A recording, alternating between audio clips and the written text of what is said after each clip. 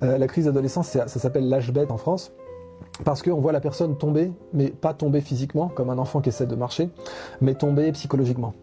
À l'âge bête, ce qu'on voit, c'est que on a un être humain qui essaie de se mettre debout psychologiquement, c'est-à-dire de prendre le contrôle sur les logiciels qu'il a appris, qui lui ont été transmis par ses parents, par son entourage, par la culture de sa société.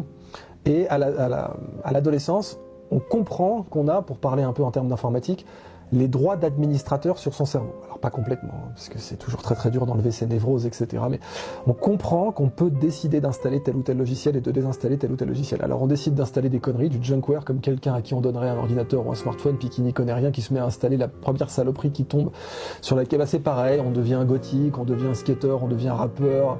Voilà, bon, ça c'est un premier truc qu'on installe. La première saloperie tentante et brillante qu'on voit sur l'App Store des applications mentales, on l'installe. Bon, et c'est pas forcément la bonne. Et puis ensuite, on désinstalle des trucs qui peuvent être importants. C'est ça l'âge bête. Mais c'est pas du tout un âge bête en réalité. C'est nécessaire, exactement. C'est comme ça qu'on se construit.